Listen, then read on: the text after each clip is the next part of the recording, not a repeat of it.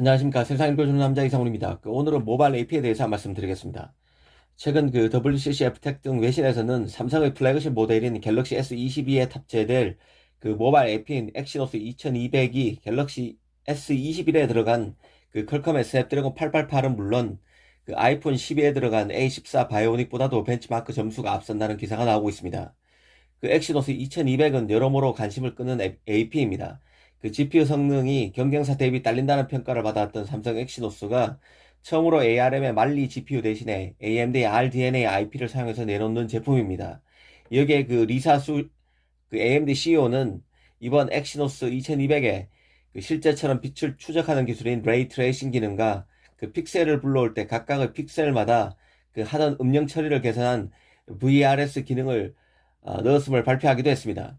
이를 두고 젠스랑 엔비디아 CEO는 레이 트레이싱 기술을 모바일 기기에 구현하는 것은 아직 가능하지 않다고 반박한 소식이 전해져 논란이 일기도 했습니다. 기본적으로 스마트폰은 무한정 전력을 공급받는 게 아니기 때문에 전력 효율이 기본적으로 보장돼야 합니다. 따라서 레이 트레이싱 등의 기술 같은 같은 경우 GPU가 실행할 수 있는 능력이 있어도 스마트폰에서 실행 불가능할 수도 있습니다. 그런 맥락에서 발열 이슈를 어떻게 극복할지가 관심인데요. GPU를 많이 구동해서 기기가 뜨거워지면 성능을 낮춰야만 기기 부품이 녹지 않습니다. 그래서 성능을 의도적으로 낮추기도 하는데요. 최근 외신에 보도되고 있는 벤치마크 점수 같은 경우는 성능 테스트가 소개되어 있습니다. 달리 말하면 전력 효율 이슈는 다루지 않고 있습니다.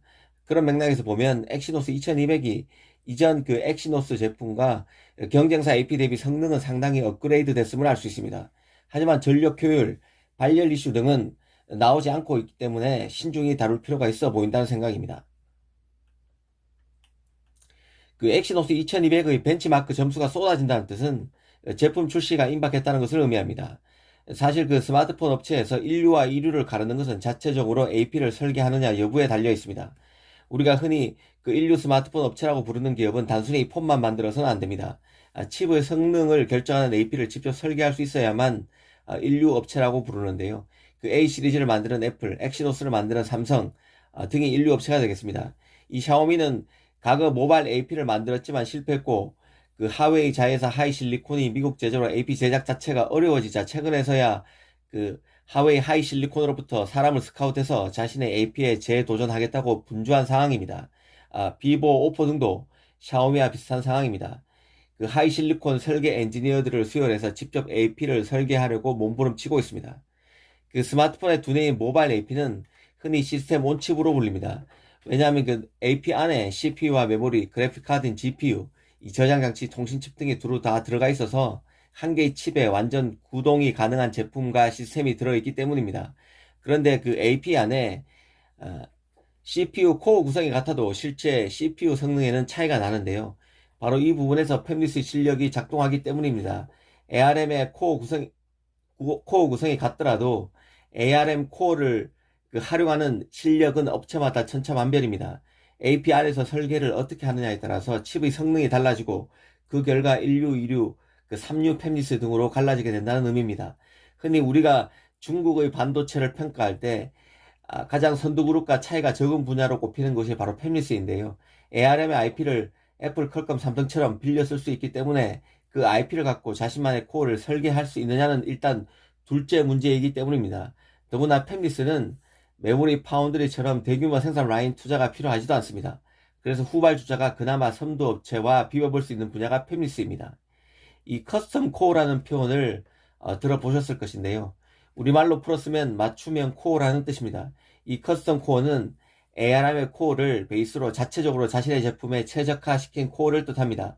이 삼성이 CPU 개발팀인 몽구스 팀을 해체함으로써 모바일 AP CPU 분야에서는 삼성이 커스텀 코어 개발을 접었다고 보시면 됩니다.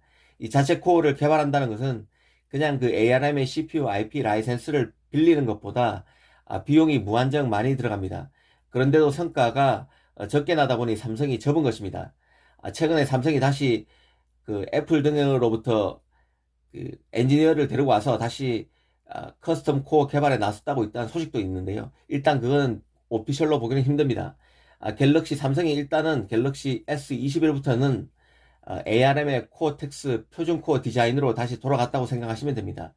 하지만 퀄컴은 삼성과 다른데요. 삼성이 CPU에서 자체 개발한 커스텀 코어에서 표준 ARM 코어로 전환한 것과 달리 퀄컴은 ARM의 코어를 기반으로 자신의 코어를 따로 만듭니다.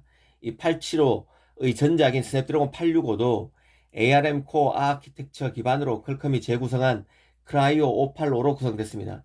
사실 그 인류 팹리스들은 자신만의 CPU IP를 갖고 있다고 보시면 됩니다. 통상 그 ARM의 라이선스 방식은 두 가지인데요. 먼저 퀄컴이나 몽고스 해체 전의 그 삼성처럼 많은 팹리스들이 ARM의 코텍스 코어를 빌려와서 자신만의 커스텀 코어를 만드는 형태입니다. 그 ARM의 라이선스 두 번째 방식은 ARM의 명령어 세트만 차용하는 형태입니다. ARM의 칩 설계도 그 자체를 라이선스하는 코어텍스 대신 명령어 세트를 구입해서 직접 설계하는 구조인데요. 코어는 빌리지 않고 명령어 세트만 갖고 CPU를 처음부터 설계하는 것입니다. 애플이 지난 수년간 이 방식을 사용해 왔습니다. 애플도 이전에는 그 퀄컴이나 삼성처럼 CPU 설계를 라이선스 했는데 아이폰 5에 애플이 자체 설계한 CPU A6 프로세서가 처음 들어간 이후부터는 CPU 설계를 라이선스하지 않고 명령어 세트만 빌려서 직접 CPU를 설계하고 있습니다. 애플 AP는 몬순과 미스트랄 코어를 사용하고 있습니다. 애플의 모바일 AP 설계 실력이 가장 뛰어나다는 평가를 받는 이유입니다. 여담으로 그 ARM 입장에서 보면 자신의 설계 자산을 많이 빌려가서 그대로 쓰는 회사가 최고의 VIP 고객입니다. 그러니까 애플이 가장 돈이 안 되는 고객이고 애플보다는 퀄컴이 낫고 그 다음은 삼성입니다.